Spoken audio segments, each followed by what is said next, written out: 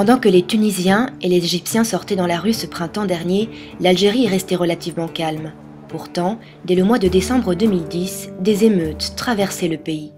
Pour apaiser la population, le président Bouteflika, en exercice depuis 1999, a levé l'état d'urgence en place depuis 1992. Des réformes constitutionnelles et politiques ont été annoncées, elles interviendraient après les élections législatives de 2012. L'Algérie, le plus grand État du continent africain, reste plus isolé encore de ses voisins. L'Algérie gronde, mais en silence, la société est muselée. Et si on prétend au pluralisme, à la liberté d'opinion et des médias, à plus de démocratie, l'ouverture reste précaire et indécise.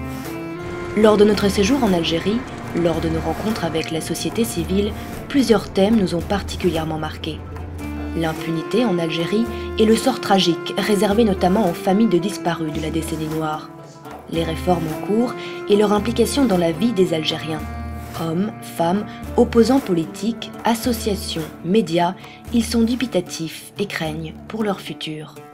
Enfin, comment ne pas parler de la jeunesse algérienne, une jeunesse oubliée, une jeunesse sacrifiée.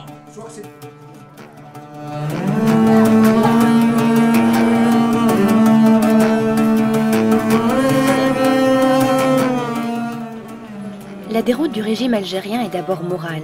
La corruption mine la société, l'impunité engendrée est l'un des principaux maux d'Algérie. L'impunité est une source d'inégalité et d'injustice quotidienne. Plus importante que la loi, l'impunité est un outrage à la dignité de chacun. C'est quoi la justice? C'est un instrument unique. Vous interrogez un avocat, un juriste, un procureur, qui vous voulez. Personne ne vous dira dans ce pays que nous avons une justice indépendante. L'impunité est dénoncée par de multiples organisations des droits de l'homme, notamment les organisations des familles de disparus. Aucune couche de la société n'a été épargnée par la violence de la décennie noire. Aussi, les organisations critiquent le gouvernement sur la question de la responsabilité des crimes commis durant ces années. Ils accusent les autorités d'avoir autorisé, d'avoir institué l'impunité en privant les victimes de leur droit à obtenir la vérité, la justice et des réparations. Alors voilà, tout ça c'est disparu. On a fait plus de 1000 photos. On ne peut pas les mettre tous.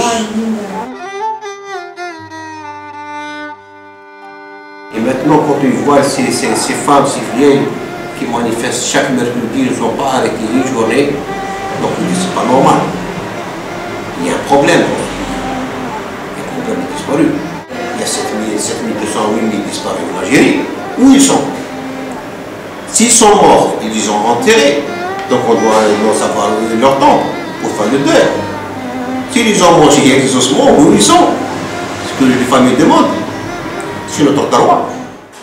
Tous les mercredis, l'association SOS Disparus manifeste dans le centre d'Alger. Des rassemblements de familles.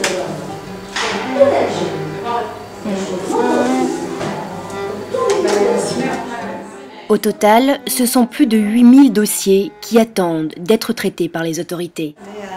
À ce jour, elle ne reçoit rien comme réponse. Les autorités ne collaborent pas avec les familles des disparus. On a vu que le drame de la décennie noire, qui a touché la majorité des jeunes, surtout les jeunes algériens, on a presque 8000. Et des fois, on dit qu'il y a plus de 8000 jeunes portés disparus suite à l'arrestation par les autorités algériennes. 15 ans plus tard, les blessures de la décennie noire restent ouvertes. Je ne pardonnerai jamais aux autorités algériennes ce qu'ils m'ont fait, parce qu'ils m'ont privé de mon père qui était le plus cher, et je ne pardonnerai jamais. C'est l'État algérien qui est responsable de ce qu'on a vécu. La décennie noire, elle est signée par l'État algérien. C'est une politique voulue. Ce n'est pas la population ou nous, ou les jeunes, ou les terroristes. C'est l'État algérien qui a fait ça. Le peuple algérien, c'est zéro. Voilà. Il n'y a pas l'État en Algérie. Je vous dis ça, il n'y a pas l'État en Algérie. C'est la dictature. SOS Disparus lutte au présent pour enterrer le passé, pour briser l'impunité. Youss Fatima, la présidente de l'association, a perdu son petit-fils de 17 ans. 3 mois avant sa disparition. Oui, au mois de décembre, au mois d'octobre, je lui fais son anniversaire. Lui, il ne le savait même pas. J'ai appelé ses camarades et j'ai dit voilà, vous ne le laissez pas partir, elle ne descendra de G, rien du tout. Vous me le ramenez, à 1h ou à 2h, vous le ramenez, vous venez avec lui. Ils sont venus, tout ça, je leur ai fait le gâteau, la limonade, était tout, en réalité tout au retour. 3 mois après, il a disparu. Oui, je voyais. Voilà ce qui me fait de la peine. Je souffre, je ne sais plus quoi faire.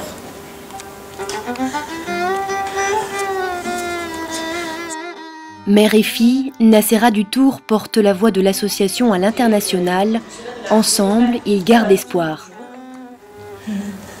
C'est ça que je veux dire, qu'on est là et on tient bon et ils essayent par tous les moyens d'essayer de fermer ce dossier, ils n'arrivent pas à le fermer. J'ai contacté plusieurs familles qui ont vécu le même drame que j'ai vécu. J'ai constaté que c'est bon, j'ai eu un peu de courage pour parler, pour lutter.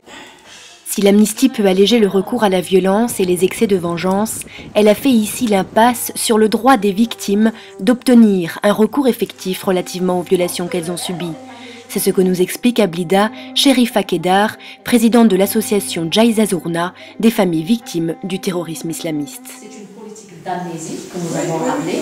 On a dit que c'est une politique qui veut instaurer l'amnésie parce qu'elle ne l'a pas instaurée, parce que la preuve, ces gens-là n'ont pas oublié nos proches ni leurs revendications, qui a instauré une indemnité, on a dit une prime au crime, parce que les criminels reçoivent toujours des indemnisations, et beaucoup plus importantes que les indemnisations reçues par les victimes, par leurs victimes, leurs propres victimes.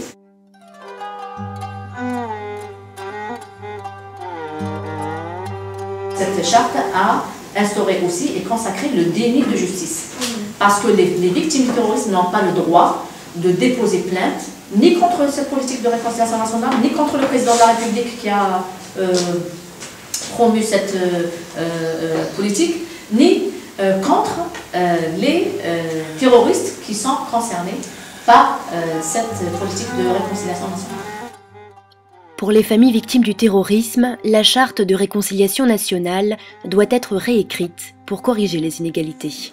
Et la réparation juste, justement, il y a l'indemnisation, il y a la culture de la mémoire, il y a la revendication de la justice.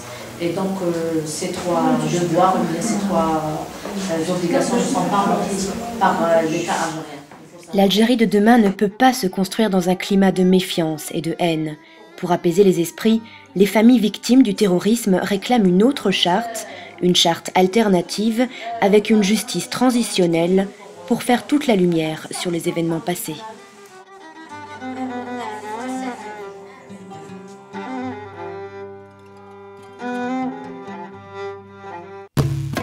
Selon l'indice de la démocratie 2010, l'Algérie est un régime autoritaire. Le pays possède un parlement bicaméral, divers partis politiques, mais le pouvoir reste monopolisé. Les appareils de l'État et du parti, les services de sécurité, la censure et les interdictions neutralisent la contestation. Il réside un climat de peur après la décennie noire, l'ordre public est une priorité vitale, si bien que l'armée et les forces de police sont omniprésentes. Dans la capitale, des barrages se relaient tous les 300 mètres. En Algérie, le pouvoir serait manipulé par les services de sécurité. Il piège tout le jeu politique, il fragilise les partis politiques, il les casse de l'intérieur, il tente les infiltrations. Aujourd'hui, nous sommes dans un pays qui, le pouvoir a décidé de réformer une loi, de changer une loi. Il propose une loi qui donne la totalité des prérogatives de gestion des élections au ministre de l'Intérieur ou au ministre de la Justice. On va se poser la question, c'est quoi le ministre de l'Intérieur en Algérie? C'est le ministre de la Police. Il y a une fracture dans la société, les confrontations avec les forces de l'ordre sont quotidiennes, le parti unique craint que le plus petit mouvement de grève dégénère. Il y a eu des révolutions en Tunisie, en Égypte. On a dit, c'est vrai, on est dans un pays, jusque-là, le pays a été géré beaucoup plus pour des impératifs sécuritaires que pour des impératifs politiques. On va changer. Très bien. Jusque-là, personne n'est soupçonné de vouloir freiner. C'était le discours initial du régime. S'il y avait des impératifs sécuritaires, il y avait le terrorisme, il y avait une situation qui a freiné l'ouverture économique, l'ouverture politique. Maintenant, il y a des demandes sérieuses, concrètes, et le monde bouge, nous allons bouger. La société algérienne, tant qu'elle n'a pas la possibilité de manifester pacifiquement dans les rues d'Alger, des grandes rues, vous avez vu aujourd'hui comment on a encerclé un petit rassemblement de partis disparus, ça dure depuis des années. Le régime algérien qui est dans une position de panique, il pourrait être amené à porter atteinte aux droits humains. Probablement d'une manière massive. Parce que, oui, il pourrait le faire parce que c'est un régime qui pourrait s'en comprendre, il est exactement comme le régime syrien, c'est-à-dire qu'au cas où il y aura des sorties de militants, des citoyens dans la rue, etc., il pourra s'en prendre à eux, il pourra s'en prendre à des journalistes. Dans le cadre du processus de réforme politique, le Parlement algérien examine une loi sur l'information. Cette loi ouvrirait le secteur des médias à la concurrence, décriminaliserait les délits de presse et établirait une autorité de régulation pour renforcer les libertés de la presse. La plupart des médias n'ont pas de possibilité. Pour se faire accréditer, il faut passer par le DRS encore une fois, c'est-à-dire que c'est des services secrets qui, dans le rapport, et pas le ministère de la Communication, qui n'est qu'une façade. La télévision algérienne aujourd'hui est une honte. Il n'y a pas de journaux d'opposition en Algérie, contrairement au Maroc, il n'y a pas de presse d'opinion. Parce qu'au Maroc, il y a des journaux qui ont une ligne éditoriale critique. Le régime algérien a laissé des journaux s'exprimer assez librement pour devenir la République démocratique. Il y a des journaux libres. La télévision algérienne est une télévision stalinienne. Nous sommes le seul pays au monde qui dispose de plus de 80 titres nationaux. Ouais, mais c'est une multitude de titres qui ne veut absolument pas dire qu'il y a une liberté de presse. On a créé des journaux pour polluer la scène médiatique. Le régime semble tolérant et ouvert à l'égard des médias algériens. C'est surprenant par rapport aux libertés personnelles si contrôlées et restreintes. Le système algérien tolère les critiques qui proviennent de la presse indépendante, mais exerce des pressions pour contrôler directement les organes nationaux dont il est le commanditaire. Dès que vous commencez à critiquer, vous n'avez plus de publicité des organismes publics ou des entreprises publiques. Ce qu'on appelle la publicité institutionnelle. L'Algérie, probablement, est un des rares pays au monde, peut-être avec des régimes fermés comme la Corée du Nord, Cuba ou la Chine, à avoir une agence de publicité étatique. Si vous êtes critique, vous n'avez pas de publicité, mais si vous êtes docile et que vous acceptez de faire de la propagande dans ce que fait l'État ou son régime, vous êtes arrosé par la publicité. La fiscalité en Algérie est aussi un moyen politique de pression sur les hommes d'affaires, sur les milieux d'affaires, sur les entreprises. On est un exemple. Ouattara a subi, comme le Khabar, à plusieurs reprises des redressements fiscaux qui sont complètement imaginaires. C'est une manière de faire pression aussi. On peut ne pas vous donner aussi des projets, on peut vous exclure de la concurrence au marché public, etc., etc. En 2010, pour la liberté de la presse, Reporters sans frontières classait l'Algérie au 133e rang sur 178 pays. Si le président Bouteflika a amnistié en 2006 les journalistes condamnés pour diffamation ou insulte, nombreux sont ceux encore poursuivis. Le monde associatif connaît aussi de nombreuses restrictions juridiques. Avec la nouvelle loi sur les associations, les réserves sont encore davantage prononcées. Les activistes des droits de l'homme sont déçus de ce retour en arrière. On a utilisé tous les moyens pour nous terrasser, y compris des campagnes médiatiques, n'est-ce pas, sournoises et faux. Concernant les dites réformes, à aucun moment on ne nous fait participer à notre élaboration. Pourquoi? Parce que nous avons un discours net, n'est-ce pas, intransigeant sur les points fondamentaux. Et concernant le mouvement associatif, nous disons ceci: nous n'avons pas besoin de lois, n'est-ce pas, compliquées pour gérer le monde associatif. Ce dont le monde associatif a besoin, c'est une loi cadre qui garantit la liberté justement du mouvement associatif. Les défenseurs des droits de l'homme font l'objet de harcèlements et d'agressions par les forces de sécurité. Menaces, détentions, procédures judiciaires arbitraires sont régulières. Cette violence physique et morale concerne toutes les formes d'opposition au régime. Les syndicats souffrent également de restrictions et d'intimidations. Donc j'ai fait l'objet d'une interpellation à 20h30 au moment où j'ai quitté cette réunion et je m'apprêtais à rentrer chez moi, à Bir Khadem, à Tirksamen plus exactement.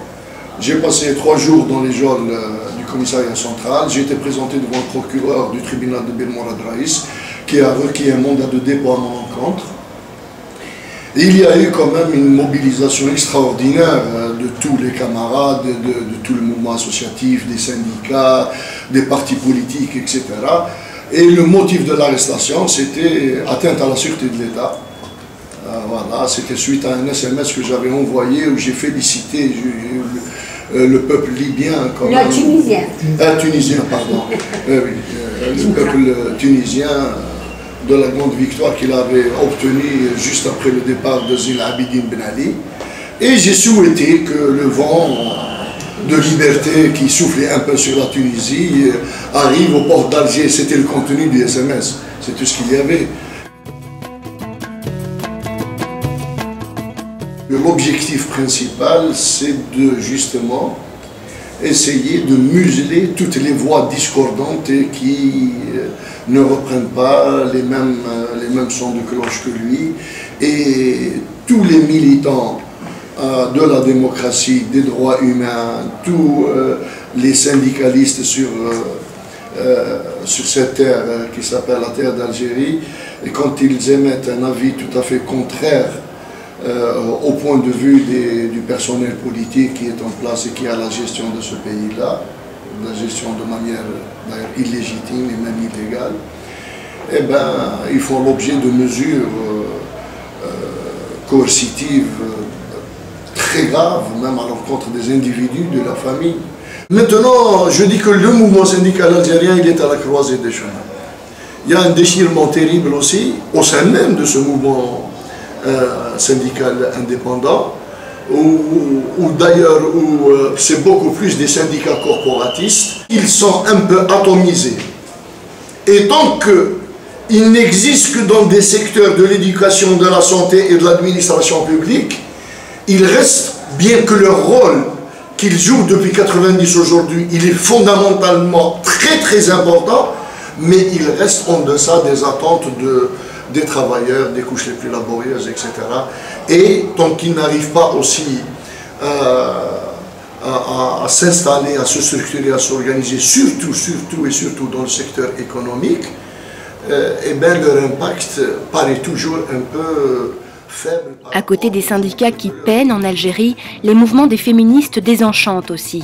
Les femmes algériennes étaient parmi les plus émancipées du bassin du sud de la Méditerranée avant la décennie noire, mais en 1984, le rétablissement du code de la famille freine les avancées majeures.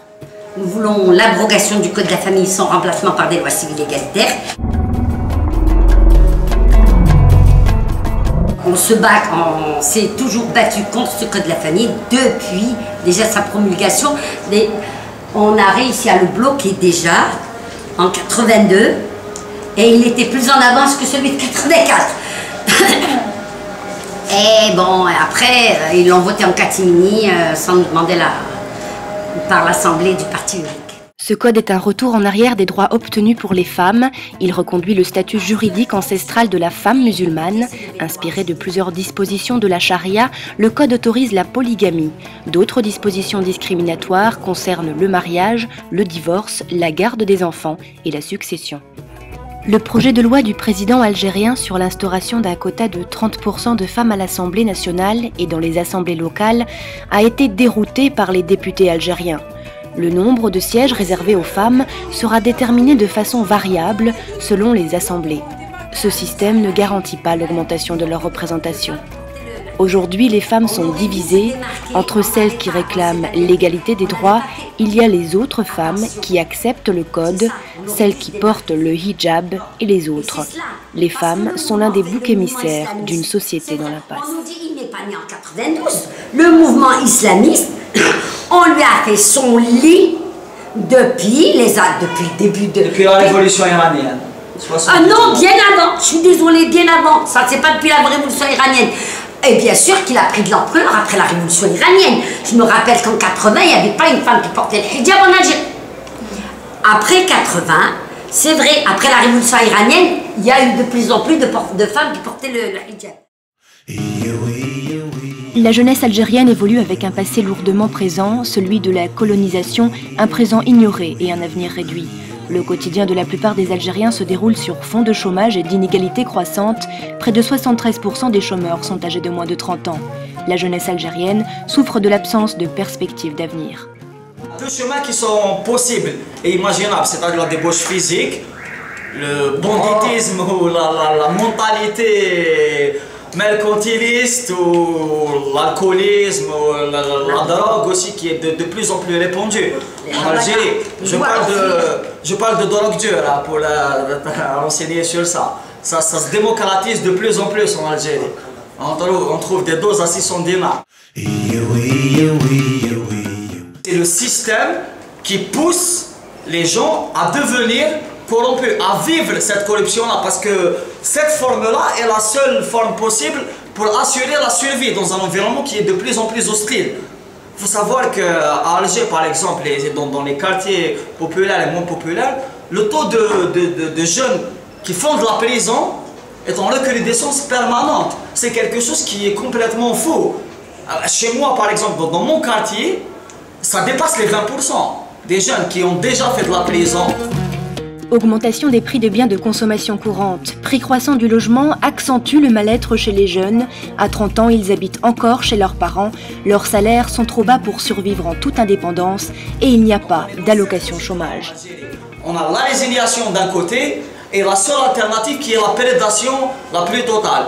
On parle par exemple de corruption à très grande échelle. L'Algérie, un gâchis d'ambition et de ressources, un pays soviétique où l'enseignement favorise le discours d'État et n'apprend pas aux élèves à penser librement.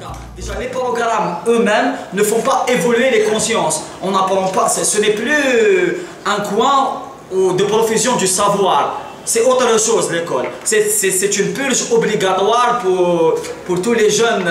L'école sert justement de légitimité au régime. Elle sert de légitimité au pouvoir dominant. Elle sert à asseoir un socle de conscience et d'admission de la domination qui existe justement.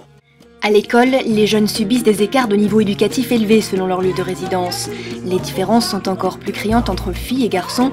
En 2007, 33,6% des femmes étaient analphabètes contre 15,7% des hommes. Il n'y a pas d'appareils qui sont mis en place pour justement favoriser l'insertion directement professionnelle. Ou alors il y a le problème de l'aspect théorique des études qui ne permettent pas une insertion directement dans le monde du travail. Juste pour Des jeunes qui ne sont pas représentés dans la société, le pouvoir reste aux mains des têtes grises, alors les jeunes en veulent à leurs aînés et le conflit de génération est vif entre les deux parties. Apparemment, on n'arrive plus à communiquer entre générations. Et je crois qu'elle est pour moi, personnellement, c'est une des points qu'il faut absolument prendre en charge. Moi j'ai l'impression, quand on voit les jeunes s'exprimer, c'est qu'ils n'ont pas de patrimoine. C'est comme c'est que ils sont nés là spontanément, qu'il n'y a pas de passé, qu'il n'y a pas une culture, qu'il n'y a pas...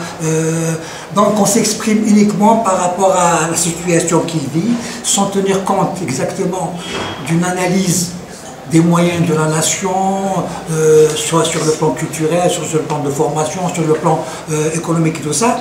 On prend uniquement des points de revendication et de points de faiblesse et tout ça, mais on a l'impression qu'on n'agit pas en tant que citoyen algérien.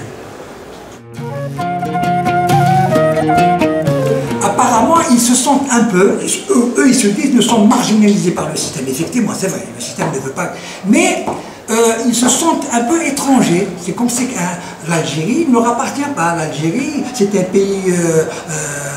il faut arracher des droits, il faut combattre un système. Le système, pourtant, c'est des Algériens. Et ils se sont battus pour l'avoir, le système. Attention. Laissez-nous. Laissez les jeunes.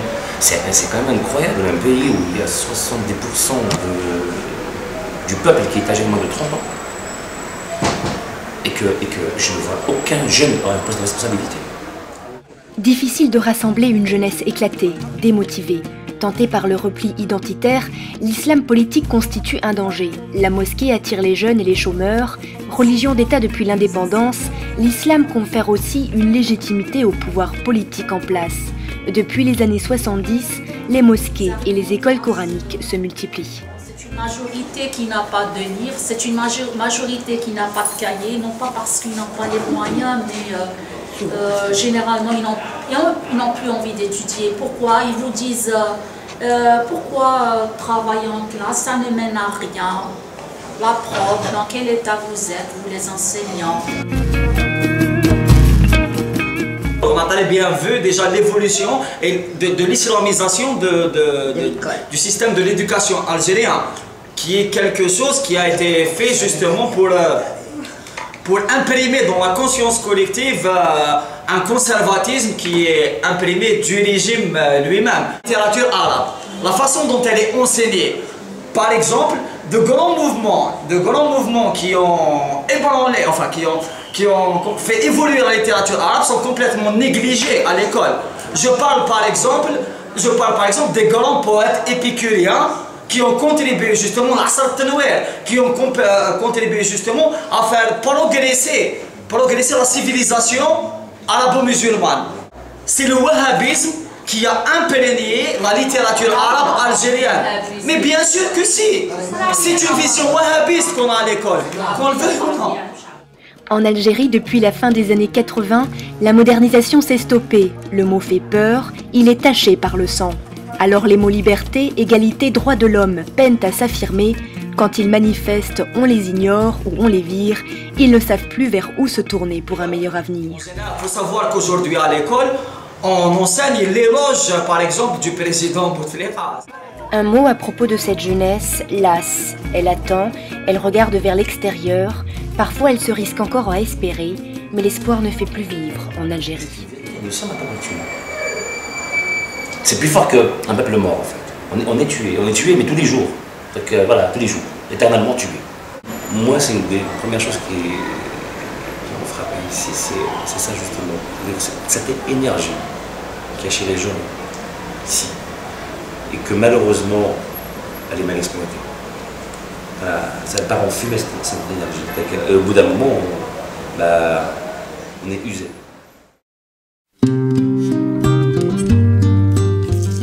Une Algérie usée, une Algérie mal exploitée. Le pays ne trouve pas sa voie, l'Algérie ne trouve pas la clé de son développement et perd la confiance de son peuple. Je pense que le gouvernement n'a pas de vision du tout. Parce que s'il avait une vision, nous, on aurait essayé de la comprendre. Parce que s'il y avait une politique claire sur les violences faites aux femmes, une politique claire sur l'égalité hommes-femmes, une politique claire sur la catégorie de femmes victimes terroristes, nous, on aurait quand même discuté, essayé de comprendre pour pouvoir... Mais là, il n'y a rien. Moi, je pense qu'il y a réellement des Algéries, en fait. Il y a l'Algérie de façade, de la vitrine, celle qui fonctionne comme un État, comme tu dis, moderne, avec ses lois, ses idées de vie, ses règles. Mais après, il y a le peuple qui erre. Elle a raté énormément d'occasions de devenir une sorte d'exemple, de modèle régional dans la marche vers le progrès. L'Algérie a 2 générations post-indépendance qui sont aujourd'hui dans l'impasse. Ces 2 générations n'ont pas d'avenir. Ces 2 générations n'ont pas de perspective. Ces 2 générations n'ont pas de dynamique aujourd'hui d'insertion sociale active. Les Algériens sont aussi très pessimistes sur le rôle des nations européennes. Ils refoulent toute forme d'ingérence internationale. Ils considèrent que l'Union européenne est motivée principalement par des intérêts financiers. Et puis je ne crois pas que les pays européens vont se mouiller et perdre leur allié. Ils s'en foutent royalement de l'opinion internationale. Ce qui les intéresse le plus, ce sont les intérêts financiers qu'ils ont en Algérie. Dès que ces intérêts sont garantis en Algérie par le biais de sociétés du pétrole ou par le biais d'autres sociétés industrielles ou des sociétés de services, etc., ils s'en foutent royalement de ce qui peut se passer en Algérie. Il y a un centre de rétention spécial Haraga qui est en train d'être construit à Annaba à la demande de l'Union européenne. Toujours debout, les Algériens que nous avons rencontrés restent optimistes malgré les difficultés quotidiennes rencontrées. Il n'y a que le bon Dieu qui connaît l'avenir. Nous on tient à lui. Et